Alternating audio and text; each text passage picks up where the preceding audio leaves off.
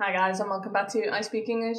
My name is Hayley, and in this lesson today we're going to be taking a look at some useful phrases for writing your Cambridge C1 film review. So this is part of your writing part 2 task.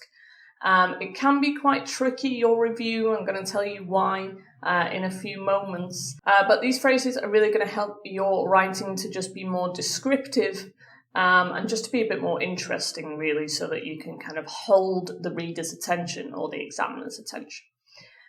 You might have noticed something a bit different in here today, a bit of a different setup. I have just recently moved house, so this is the first video in my new office, and I've not completely set it up yet, so apologies for the lighting, maybe some noise that you might hear in the background. Everything's not done yet, but it'll get better the more videos I do in here. So before we take a look at our film review, please do make sure that you're subscribed to the channel and you give this video a little like if you find it useful. It just helps it to kind of get to more people so that they can do some prep for the Cambridge C1 exam as well. Don't mind my cat just messing around in the background there. Okay, I'm going to try and edit this video as best as I can so it actually comes out smooth, but we'll see what happens in the end. Alright, so subscribe to the channel, give this video a little like, and we're going to get started.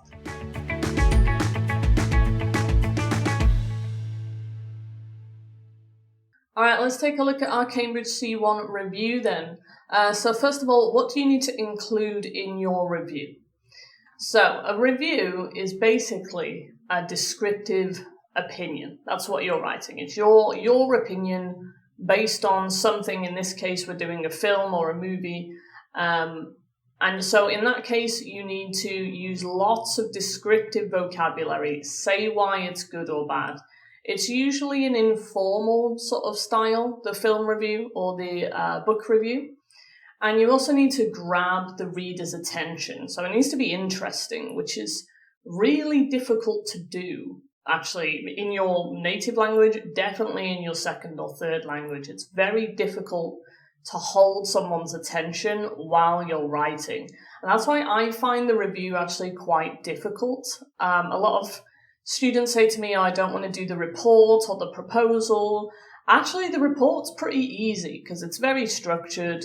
You can just use the same vocabulary. You don't have to be interesting. You don't have to be funny. It's pretty boring writing, but it's pretty easy compared to the review.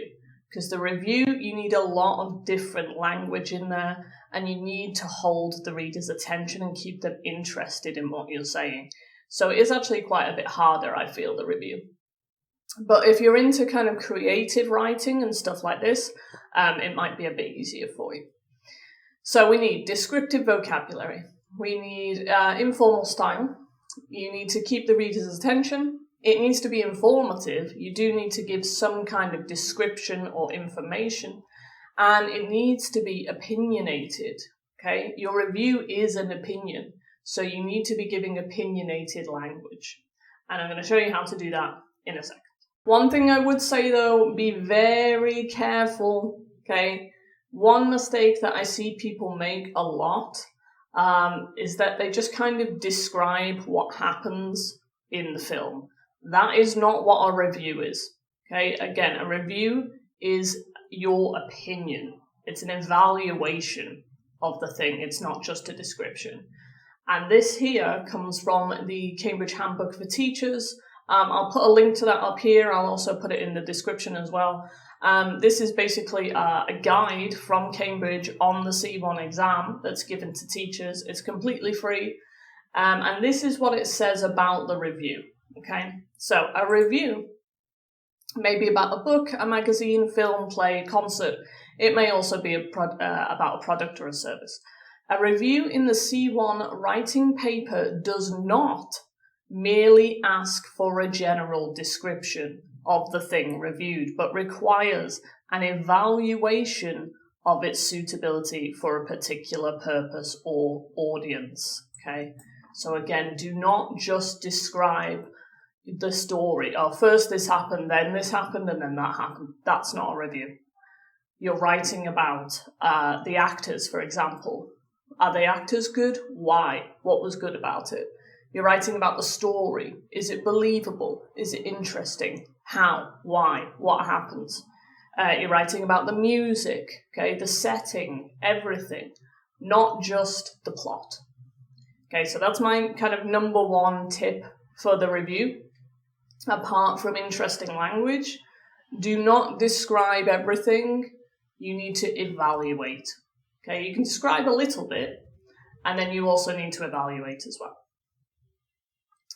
All right, so we're going to move on to our vocab then. What we're going to do in this class, I'm going to give you a few collocations, I'm going to give you a few idiomatic expressions, and I'm going to give you a few adjectives as well. Adjectives are really important in your review because they're descriptive.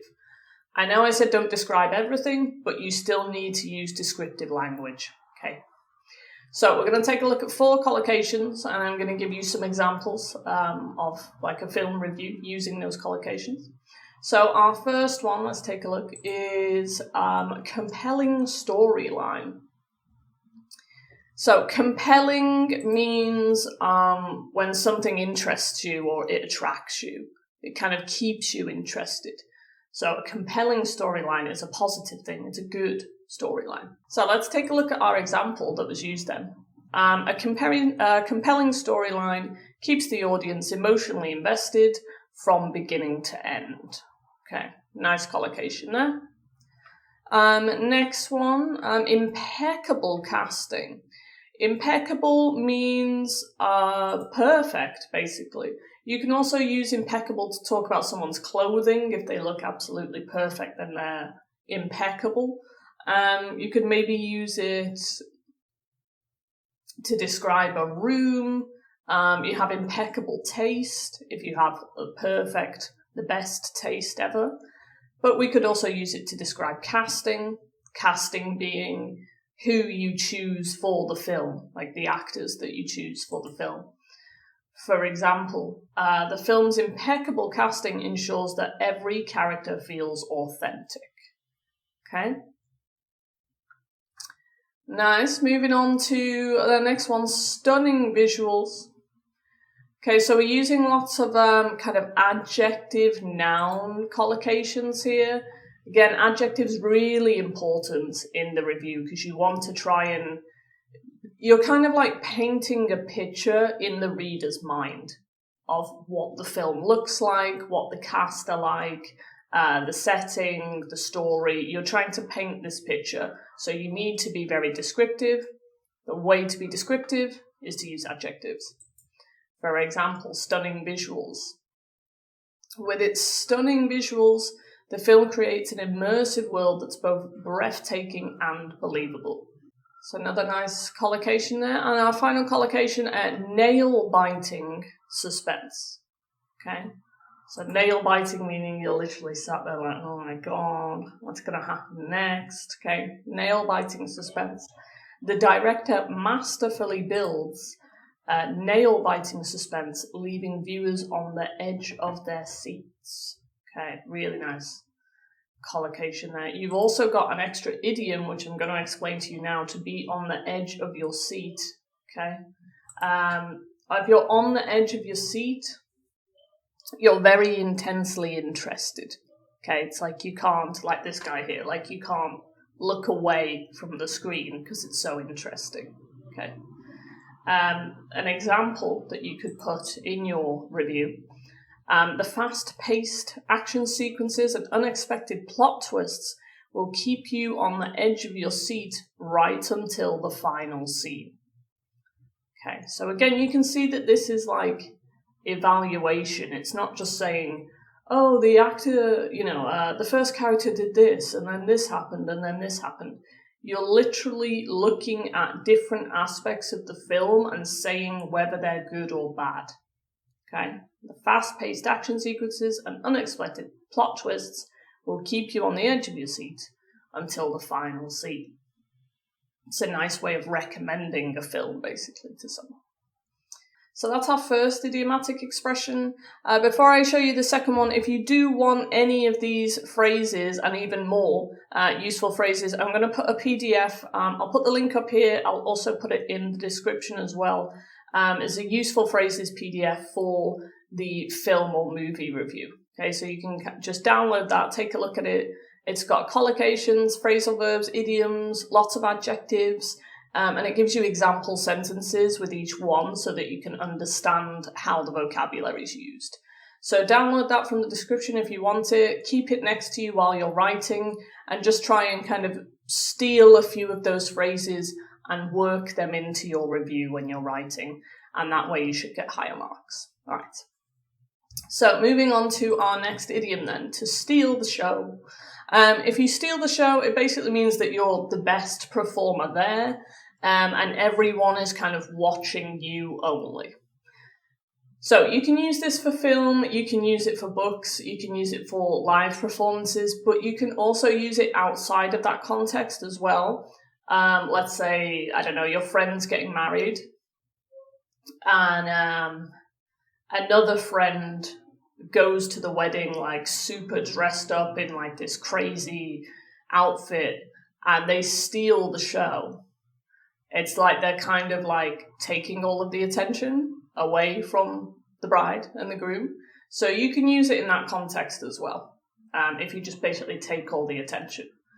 But in this way, it's like a good thing because the actor's just so good that you're just concentrating on that actor.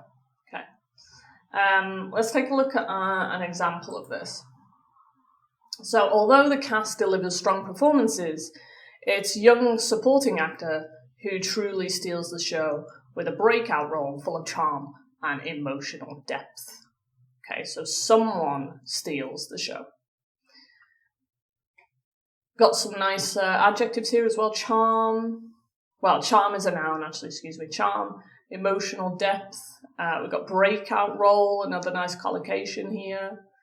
Okay, so you can take any of these and try to use them in your review, and you should get some higher points for vocabulary there. We'll move on to our next one. To strike a chord. Okay, you can maybe use this in speaking as well as in writing. If something strikes a chord with you, it just has a strong emotional impact on you. Okay, it makes you feel, it quite literally like takes you aback maybe. But yeah, it makes you feel quite strongly.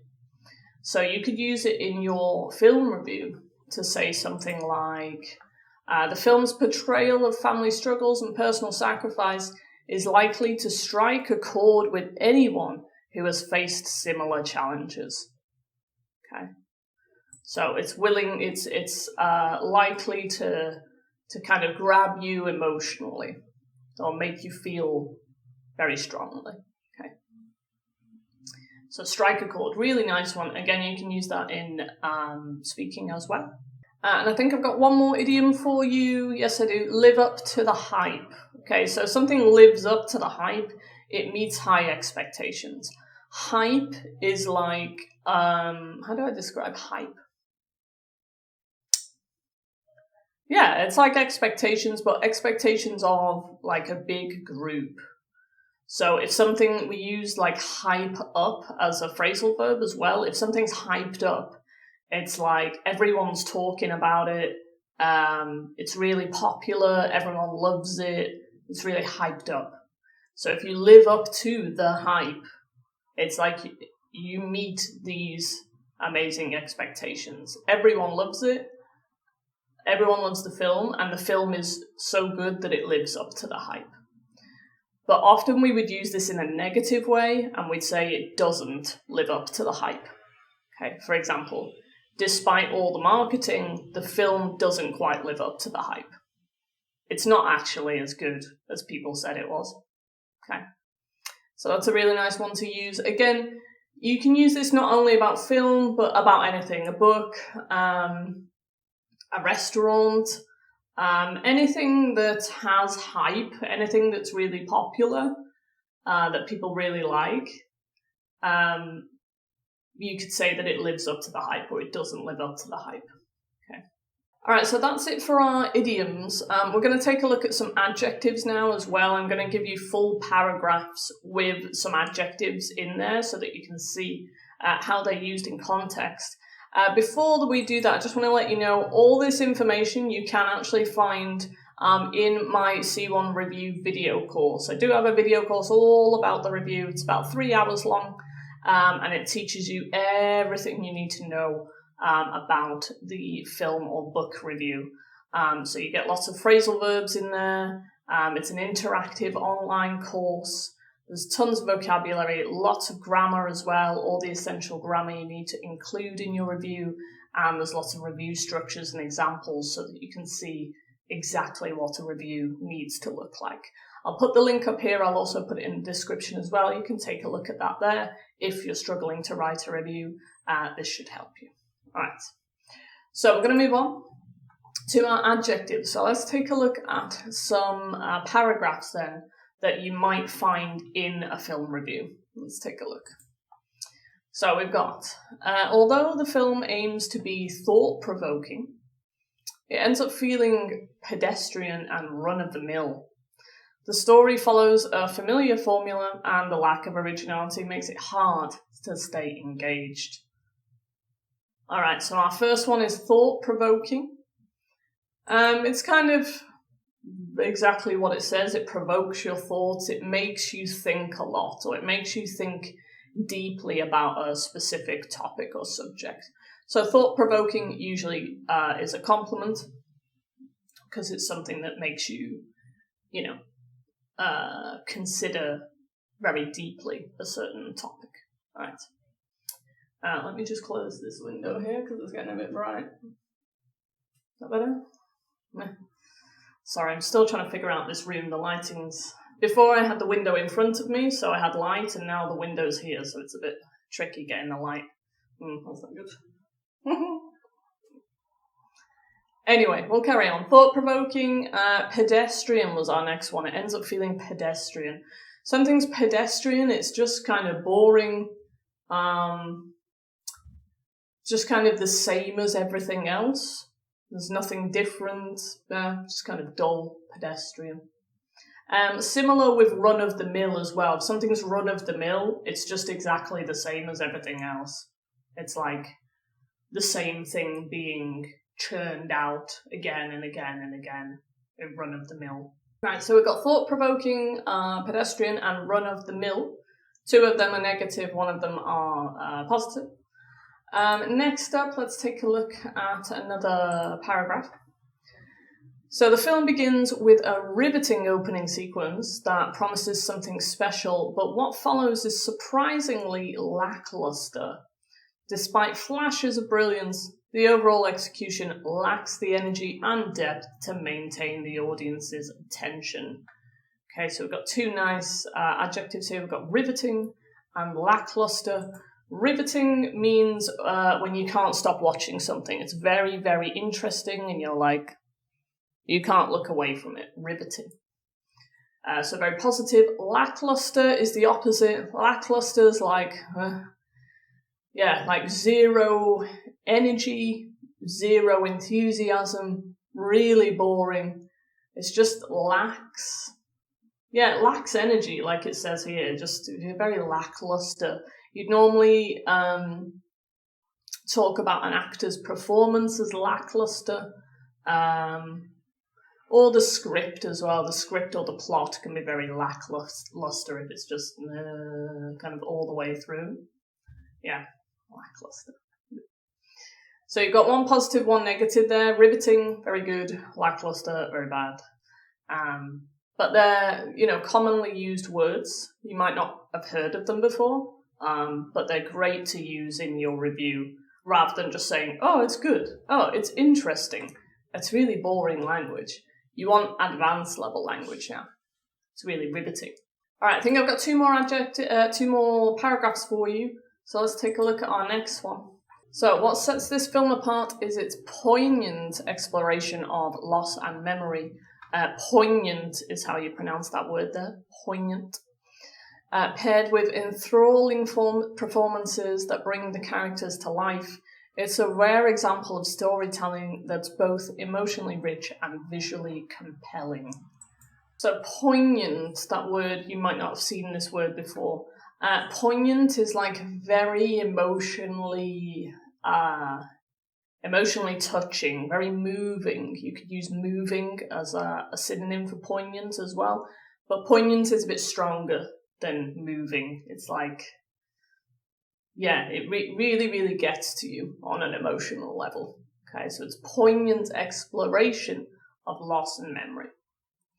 Paired with enthralling performances. Enthralling is like, yeah, something that excites you quite a lot. If it's enthralling, it's like, wow, that was amazing. Okay, an enthralling performance, very positive.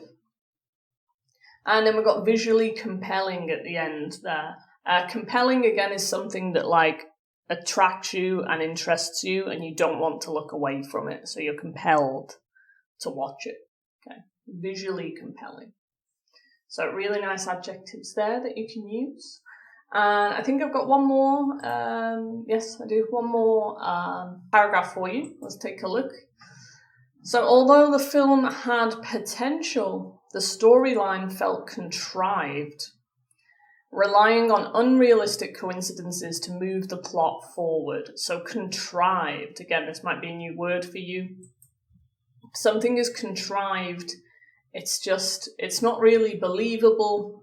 It's kind of unrealistic, but more like in a really complicated way. Like if you've ever watched a film and the way that people are speaking is just really like, you're like, nobody speaks like that. Nobody would ever say that in real life. That's contrived. It's just not believable, you know?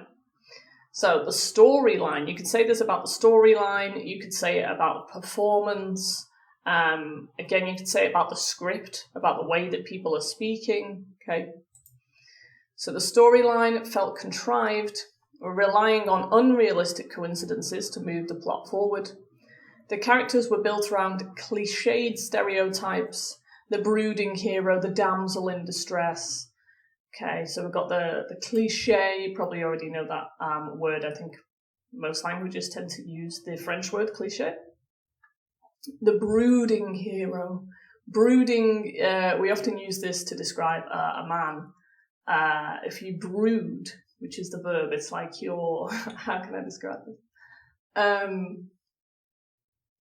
Like you're very pensive, but also like a bit sad at the same time, and you know, you're staring off into the distance with like a very attractive face, like that brooding hero. You can imagine, you know, I can't even think of an actor now, but just, you know, that the brooding hero. And the damsel in distress is a way to describe a typical female character in pretty much every single film I've seen. Just a woman in, you know, who needs help, a woman who's, you know, in danger or whatever, and she's like, oh, help me, oh, I need a man to come and save me. That's the damsel in distress. It would be nice if films would make female characters with a bit more depth, but we'll see if that ever happens. So cliched stereotypes, brooding hero, the damsel in distress, which made it difficult to connect with them on a deeper level. Ultimately, the entire production came across as uninspired, leaving the audience with a sense of déjà vu rather than excitement. Okay, so we've got uninspired there. Exactly what it says. There's no inspiration to this movie. It's not exciting, it's not interesting, it's just really boring, run-of-the-mill, dull, uninspired. Okay. Alright, so that's all your vocabulary for your film review. That's not all the vocabulary that exists. Again, if you want more, you can download that PDF in the description there, and you'll get tons more adjectives, phrasal verbs, idioms, that you can use, as well as examples to show you how to use it as well. If you found this video useful, please do give it a like and make sure that you're subscribed to the channel as well. Remember, I do upload videos every Saturday and I upload shorts every single day, so you can carry on learning English for free. If you've got any questions about the Cambridge C1 exam, or there's something in particular that you'd like me to make a video about, just leave me a comment. And I'll get back to you when I can. And if you ever want to join one of my lessons, I run a C1 group and I also give individual lessons to C1 learners as well. You can go to www.englishclassesonline.co.uk and you can book a lesson with me directly there. That's all from me for today, and I'll see you soon in another video. Bye.